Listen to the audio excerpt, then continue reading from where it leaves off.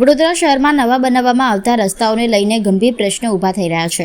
કેટલાક વિસ્તારોમાં એવું લાગી રહ્યું છે કે રસ્તાઓના કામમાં પારદર્શિતાનો અભાવ છે અને કોન્ટ્રાક્ટરોને ફાયદો પહોંચાડવા માટે કામ કરવામાં આવી રહ્યું છે। આજરોજ પંચવટી કેનાલથી પુષ્પક ટાઉનશીપ સુધીનો નવો રસ્તો જે 1 થી 1.5 મહિના પહેલાં બનાવવામાં આવ્યો હતો તેમાં ફરી ખોદકામ કરવામાં આવ્યું છે। તાજેતરમાં બનેલા રસ્તાને ફરી ખોદવામાં આવતા સ્થાનિકોમાં રોષ ફેલાયો છે। સ્થાનિકોના કહેવા મુજબ જો રસ્તો બનાવવાનો હતો તો પહેલાં જ પાણી અને ગટર લાઇનનું કામ પૂર્ણ કરવું જોઈએ। મહત્વની વાત એ છે કે રસ્તા બનાવતા પહેલાં નવી પાણી અને ગટર લાઇનો નાખવામાં આવી હતી, છતાંય હવે ફરી ખોદકામ થવું અનેક પ્રશ્નો ઊભા કરે છે। આ ઉપરાંત આ લાઇનો હજુ સુધી કાર્યરત કરવામાં પણ આવી નથી, તો પછી લીકેજ થવાનું કારણ શું છે તે પણ એક મોટો સવાલ છે। જ્યારે આ મુદ્દે અધિકારીઓનો સંપર્ક કરવામાં આવ્યો ત્યારે તેમની તરફથી સંતોષકારક જવાબ મળ્યો નથી, જેનાથી શંકાઓ વધુ ગાઢ બની રહી છે। સ્થાનિકોએ માંગણી કરી છે કે જવાબદાર અધિકારીઓ અને કોન્ટ્રાક્ટરો સામે કડક કાર્યવાહી કરવામાં આવે।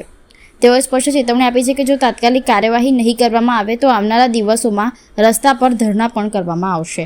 આ વિસ્તાર જે મેન રોડ ગણવામાં આવે છે, જે પંચવટીથી લઈને ઉંડેરા સુધીનો આ મુખ્ય રોડ છે, જે આ રોડ જે આગામી દિવસ હજુ 1 મહિના પહેલાં 1 થી 1.5 મહિના પહેલાં આ રોડ બનાવવામાં આવે છે। આ રોડ બનાવવામાં કરોડો રૂપિયાનો આ વિકાસિત રોડ છે, પણ આ રોડ જે ધારાસભ્યની ગ્રાન્ટમાંથી બનાવવામાં આવ્યો છે, પણ એવું દેખાય છે કે આ રોડ હજુ બનાયા હજુ મહિનો કે 1.5 મહિનો થયો છે, એના પહેલાં જ આ રોડ જે કોઈ કોન્ટ્રાક્ટર દ્વારા આ ખોદી નાખવામાં આવ્યો છે। પણ ખોદી નાખવામાં શાના માટે આવ્યું? તમારે જ્યારે રોડ બનાવવો હતો તો પહેલે ગટરની લાઈન નાખવાની હતી, યા પાણીની લાઈન નાખવાની હતી, યા ગેસની હતો તો ગેસની લાઈન નાખવાની હતી।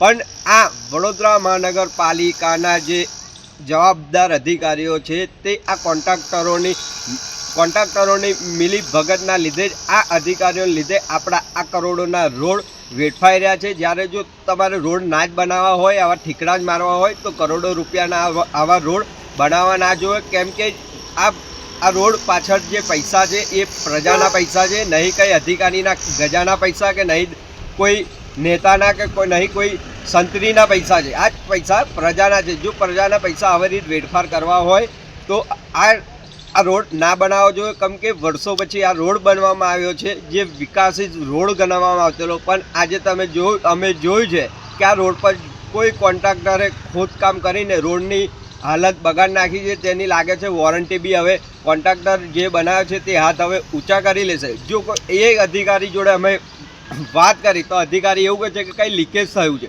તો સાહેબ, તમારે લીકેજ થયું હોય ને તો અભી તો તમે ગટર લાઈન નવી નાખી, પાણીની લાઈન હજુ નવી નાખી, નહીં ગટર લાઈન ચાલુ થઈ, નહીં પાણીની હજુ નવી લાઈન ચાલુ નહીં થઈ, તો લીકેજ થયું કઈથી? તો તમારા મીડિયાના માધ્યમથી કમિશનરશ્રીને કહેવા માગું છું, અરુણ મહેશ બાબુને, કે સાહેબ આ જે અધિકારી ઉપર બેઠા છે રોડ શાખાના, એ અધિકારીઓને તાત્કાલિક ધોરણે સસ્પેન્ડ કરો, કેમ કે આ રોડ અધિકારીઓ આ કોન્ટ્રાક્ટરોની મિલીભગતના લીધે આપણા વડોદરા શહેરમાં જે વિકાસ થવાનો ગતિએ થાય છે તે વિકાસ આ જ અધિકારીઓ રોકી રહ્યા છે। જો આગામી દિવસોમાં આ જે તે કોન્ટ્રાક્ટરે ખોદકામ કર્યું તેના પર પગલાં ભરવામાં નહીં આવે તો આગામી દિવસોમાં આ જ રોડ પર અમે ધરણા કરીશું।